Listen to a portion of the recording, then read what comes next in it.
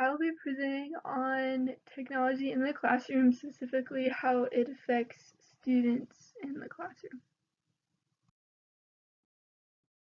I will argue that technology in the classroom is harmful to students while they're in the classroom because there is little impact on students' academic achievement.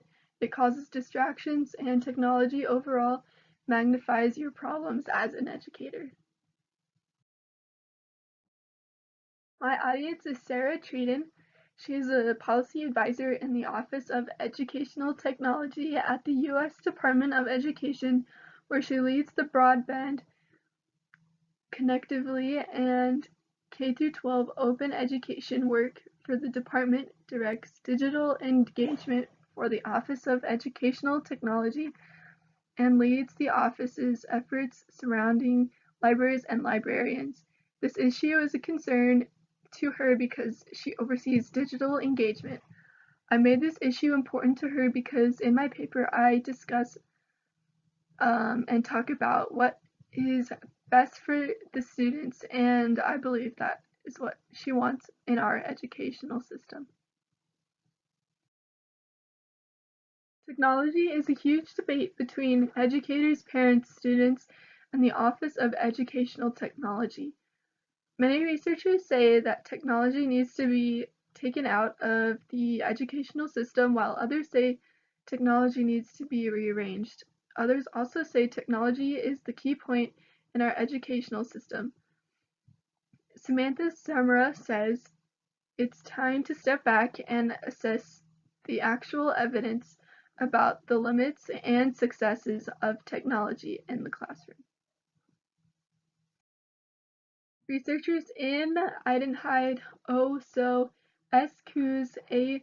McIntosh, and C. Eastwood compared high technology classrooms with low technology classrooms to measure which classrooms were better for a student's learning environment. They took standardized tests at the end of the semester. They concluded that there was hardly a difference between the two classrooms at all, and that putting lots of time and money into the high technology classroom wasn't worth the results. The trend throughout most of the research in my paper is that there is little impact on students' academic achievements, such as lead to less than satisfactory outcomes, unfulfilled promises, wasn't worth the results, and don't believe the hype. Huge amounts of cash have been spent to deliver countless digital tools to classrooms across the country, yet there is still little impact in students' achievement. The majority of students agree that technology is a distraction. Students suffer from technology overdose because there are countless number of websites that are a distraction to students, like games, social media, and news. Technology negatively impacts the classroom because students become so inattentive while using technical tools. Technology is also a distraction when it comes to technical difficulties.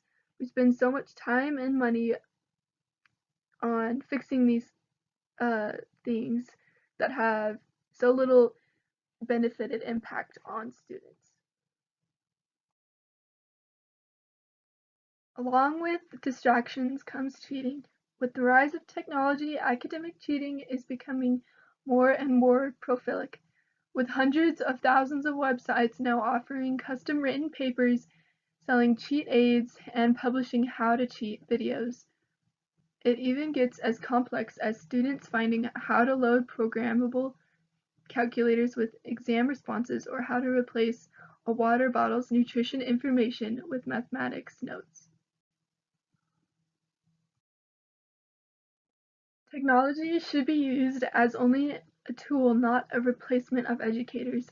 While some teachers are excited about how they can use technology to enhance their teachings, others are worried about its rapid growth and wonder if they could be replaced by technology.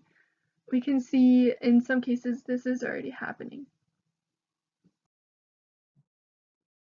Education has gone under major changes because of the boom of technology, And because of this, teachers are also questioning the effect of technology because it has undergone so many of these changes. It is hard to be consistent while learning, and if we want technology to be a big part of our lives, students and teachers alike need to work towards learning how to use technology consistently.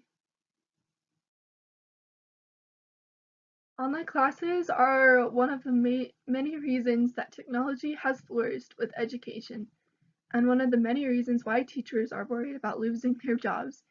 Many students save thousands of dollars because of online courses, and because it's cheaper than sitting in a classroom and way more flexible with busy schedules. But M. Horn concludes in his research that even though students can save thousands of dollars with online education, it can reduce students' final exam performance than if they took the course in a classroom with a professor or teacher. There are many benefits to technology in the classroom. One benefit to having technology in the classroom would be classroom equity. Establishing an online network where students can access classroom materials and school resources can be a great way to boost equity.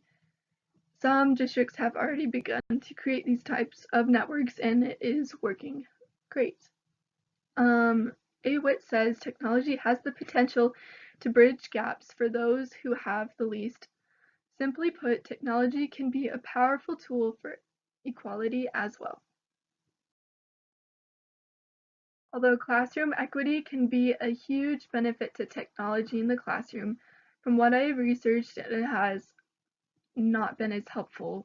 One example of this challenge is playing out in Madison, Wisconsin. A survey of over 2,700 students found that around 12% of students in the Madison Metropolis School District do not have access to the internet. Students can easily fall behind because of the lack of internet access, and the absence of internet at home is a huge problem that leaves millions of students falling behind and struggling. Another high school students participated survey concludes that about 95% of white and Asian students have internet access, but only an average of 75% of African American and Hispanic students have access to the internet. This goes to show that there are only some cases that there is classroom equity is helped by technology. Some of the challenges in my research during this project were finding primary arguments. It was easy to find opinions from teachers, administrators, and even parents, but it was hard to find primary credible resources that showed good research and that were credible. Another challenge that I faced was finding the perfect counter arguments that had a good point and yet were still arguable. Technology is nor good or bad because there are ups and downs to both. What we do need is a balance between the two. We don't want to get to the point where technology is the educator because that leaves students with distractions and affects test scores negatively and also leaves teachers jobless. We also want technology because there are so many unlimited sources out there that can be used for good. There's still so much research that needs to be done on how technology impacts the classroom. But from the research we now have says that technology, specifically computers, has little or even no effect optimistically on students' academic achievement. We can rearrange our school systems to be technology effective because in the end, every student deserves the best resources and tools available. And these are my references.